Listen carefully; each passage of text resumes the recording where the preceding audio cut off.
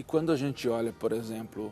As pessoas tinham que ter mais isso, padre, essa compreensão. Eu acho que talvez a nossa catequese, até mesmo dentro da Santa Missa, claro que não é momento para isso especificamente, mas a gente tinha que trabalhar esse ponto que você apresenta. Olha, você sai do seu mundo, do seu universo, para procurar aquele que vai te fortalecer, não só você pessoalmente, mas os outros também. Exato. E eu dizia que sim, quando a gente entende, na primeira aparição do Cristo ressuscitado, muito claro isso. Quando Jesus entra, se coloca no meio dos discípulos, saúda-os e diz a eles, olha, vocês vão agora. Eles estão fechados e vão. Essa é a atitude na missa, na Eucaristia. Jesus também entra lá na nossa vida, naquele momento da Eucaristia, e a partir do altar, diz, olha, não fiquem aqui fechados com medo, é preciso ir. E eu estou com vocês. Nós não vamos sozinhos, porque nós comungamos, e quando a gente comunga, Jesus passa a integrar a nossa vida inteira, ou, como eu gosto da palavra, não é? A configurar a nossa vida. A nós com a dele e a dele com a nossa. Vão, porque eu vou junto. Isso a gente pode não, relacionar com a questão do testemunho, por exemplo, eu comungo o meu testemunho lá fora. Eu posso configurar isso como testemunho? Configurar como testemunho. Agora eu vou ser um cristão ali. Onde eu estiver, em qualquer lugar. E aí aquilo que nós dizemos, e aqui em TV é isso muito bem, não é? É aquilo que nós vamos dizer, o marketing que eu vou fazer lá fora da igreja de Jesus. Sim. E eu insisto, sempre eu digo isso para o povo, né? Se você vai chegar você foi à missa, comungou, você chegou na sua casa, às vezes quem não foi à missa está lá, vai dizer, mas demorou, como é que foi? Uma bênção. Foi uma bênção. O padre falou demais lá, demorou meia hora, mas como é que vai fazer? 10. Acha que alguém vem?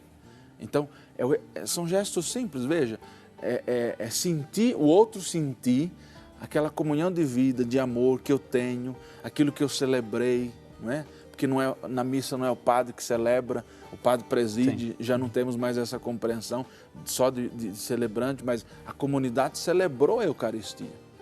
Agora nós vamos embora, felizes porque o Senhor vai conosco e eu vou levar esse Jesus para aqueles que ficaram, para que venham também.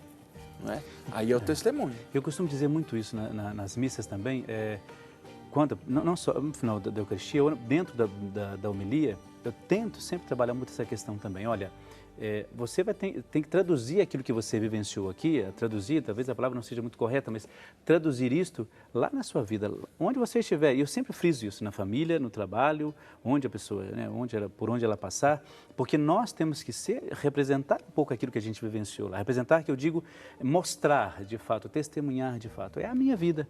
E você dizia isso antes, eu acho que no primeiro ou segundo bloco, não me lembro, essa questão dessa comunhão, né, com o próprio Jesus. Eu tenho que mostrar às pessoas que esta comunhão é possível, né? E aí você diz, olha, como foi a missa? Foi uma bênção. Foi de fato um espaço onde eu vivi plenamente ali a minha comunhão definitiva com o próprio Jesus. Que bom, você que ligou agora, TV Século XXI, programa Você Pode Ser Feliz, estamos conversando sobre a Eucaristia, que nós estamos dizendo aqui, é fundamental na nossa vida. Então, ter essa compreensão de que você pode também testemunhar e viver lá no seu cotidiano. Nós vivemos o nosso cotidiano, essa Eucaristia que nós recebemos lá durante a Santa Missa. E Padre Alex falava um pouco dessas questões, dessa comunhão. Agora, quando a gente da comunhão com o próprio Jesus, comunhão com os irmãos e irmãs, uma pergunta, por exemplo, que está dentro daquilo que você disse. Uma vez, uma pessoa me perguntou, como que eu posso viver a Eucaristia lá fora? Como é que eu tenho a certeza de que esta Eucaristia está me ajudando nas coisas que eu estou fazendo? Você acha que é uma visão muito particular? É normal isso acontecer? É normal essas dúvidas, essas perguntas das pessoas? Sim, normal. Mas eu às vezes eu digo assim para as pessoas, né? Olha, a gente tem que pensar assim, faz um teste. Um teste.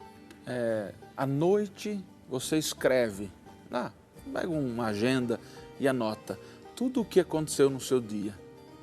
Você pode ver, e você vai ver que teve muito mais coisas boas, muito mais sinal da graça e da presença de Jesus na nossa vida do que coisas negativas.